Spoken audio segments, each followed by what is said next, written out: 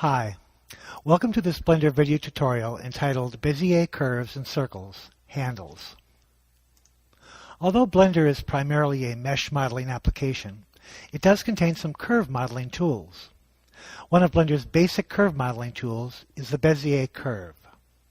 A Bezier curve is a parametric curve that's defined by a set of control points, each having a set of handles that control the shape of the curve moving into the control point and moving out of the control point. When a series of Bezier control points are connected, or extruded as they are in Blender, they form a uniform, non-rational B-spline. A closed Bezier B-spline is referred to in Blender as a Bezier circle. Bezier curves and circles have their own tool set and can in many cases substitute quite nicely for many of the Blender mesh modeling tools. To demonstrate Blender's Bezier curve, I have a blank Blender scene to which I will add in top view a Bezier curve object. I'll zoom in a bit on the curve and tab into edit mode. The Bezier curve has two control points located on either end of the curve. These points are selectable and can be translated much like vertices in a mesh object. Each control point has a set of handles that controls the curve going into and out of the control points. The steepness of a curve can be controlled by moving the handle closer to or farther away from the control point. The curve itself, in edit mode, has a series of arrows that indicate the direction of the curve. A Bezier curve has a logical front end and a back end. The arrows point towards the curve's front end and away from the curve's back end. I'll click on the Object Data button in the Properties panel. This displays all of the Bezier curve property controls. By default, the Bezier curve is a 3D curve. That is, its control points can be moved along the z-axis.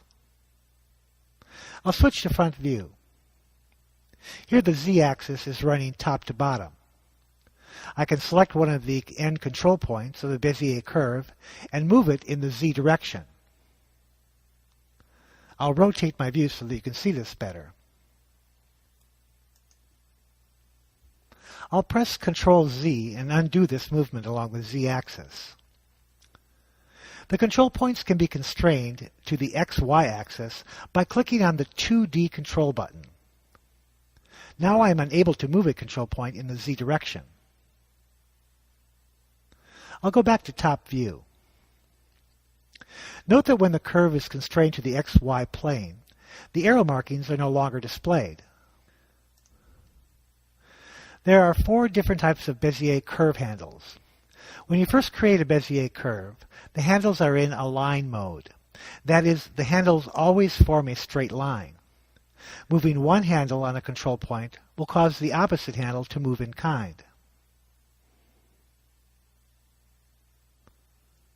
When not selected, align handles are colored purple.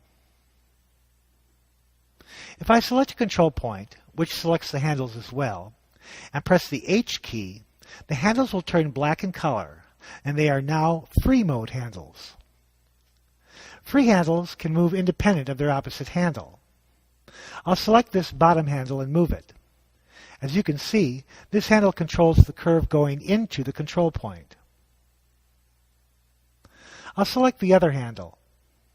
As you can see, this handle has no effect on the curve because this handle controls the curve leaving the control point. And as there is no curve leaving the control point, its position has no effect. I'll select the control point and hold down my Control key and left-click, creating a new control point. Now I'll go back to that handle and move it. As you can see, it now controls the curve leaving the control point.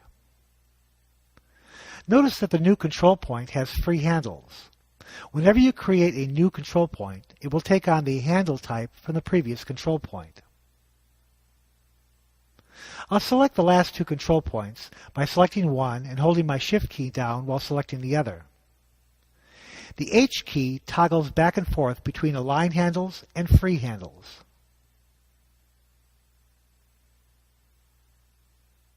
I'll select all three control points. I'll now press the V key. This places the selected handles in vector mode. In vector mode, the inbound handle points to the preceding control point, and the outbound handle points to the succeeding control point, causing the curve to be a straight line between control points. I will deselect the control points. Notice the vector handles, when not selected, are colored green. I'll select one of the Bezier curve control point handles. Note that when I move the vector handle, it immediately turns into a black colored free handle. There is one more handle type called Auto. I'll select all of the control points and press Shift-H. Auto handles, which are colored yellow, are handles which Blender automatically sets to provide a smooth curve shape. When I select one of the handles and move it, it automatically turns into a purple-colored align handle. I'll select the left end control point and hold my control key down and left-click on the display to create another control point. Now another way to do this is to select the control point and press the E key and extrude the new control point. The new control point is placed into grab mode and can be moved to a new position. I'll select the endpoint and press the E key followed by the X key and extrude a new control point along the X-axis. When Bezier curves are joined like this, or rather extruded like this, they form what is referred to as a B-spline. In this case, a uniform, non-rational B-spline. To join the endpoints of a B-spline, go to the Object Data Properties panel for the Bezier curve object, and in the Active Spline panel, checkmark the Cyclic U checkbox. This closes the B-spline and creates a surface defined by the position of the control points and the curve attributes of the control point handles. The Bezier curve surface can be then shaped by adjusting the control points and their associated handles.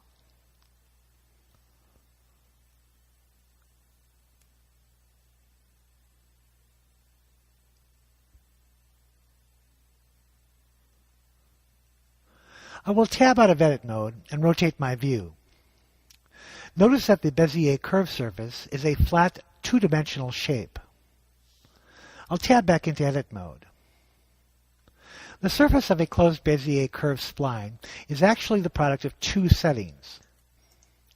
Firstly, it is a closed spline, which we effected by clicking on the Cyclic U checkbox in the Active Spline panel. Secondly, the Bezier curve object shape is set to 2D in the Shape panel. You may remember that we changed this from 3D to 2D earlier in this video tutorial. All Bezier curve surfaces are the product of a closed 2D Bezier spline. If I switch the shape setting to 3D, the surface no longer renders. I'll go back to top view.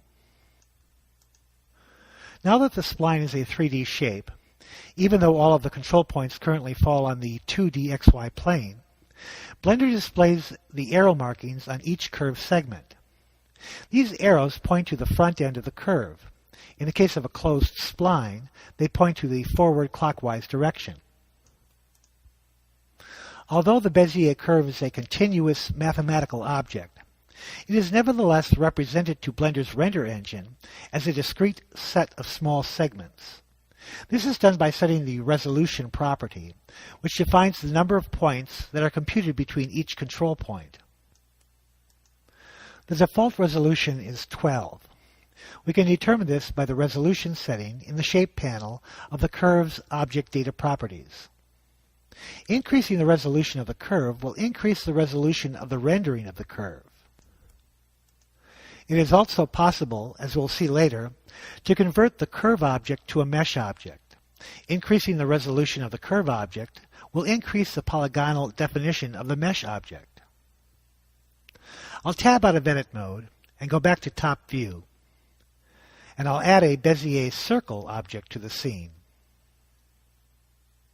I'll then tab into Edit mode. A Bezier circle is simply a closed 3D Bezier spline with 4 control points set to auto mode, forming a circular curve. With all the control points selected, I'll press the V key, which places the handles into vector mode, making each curve segment a straight line. I will change the Bezier circle object from a 3D shape to a 2D shape. Now, since the Bezier circle object is a closed spline and is now a 2D shape, a surface is added to the object. I'll switch all of the handles back to auto by pressing Shift-H. I'll open up the 3D Viewport's Tools panel on the left side of the 3D editor by pressing the T key. Now here there's a number of very useful tools to edit a Bezier curved object. I'll select the bottom control point and click on the Vector Handle button. The handles are now in vector mode. I'll move this control point down a bit. I'll select the left and right control points and then press my S key and scale them up a bit. I'll select the top 3 control points and click on the Subdivide button in the Tools panel and subdivide these segments. I'll select the top control point, change the handle to vector, and move it down a bit. I'll go to the Active Spline panel and uncheck the Cyclic U checkbox. This breaks the closed spline at wherever the original front and back ends met. As this is no longer a closed spline, it has no surface. I will recheck the Cyclic U checkbox, which will restore the closed spline and its surface. When compared to meshes, Bezier curves and Bezier curved surfaces have both advantages and disadvantages. Because the curves are defined by less data, they produce nice results using less memory while modeling. However, at rendering time, the memory demands are greatly increased.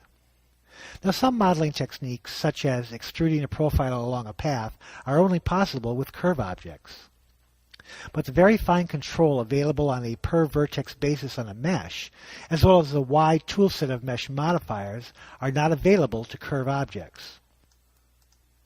In subsequent video tutorials, we'll examine more of the Bezier curve and Bezier surface properties and how curves can be used in modeling complex objects.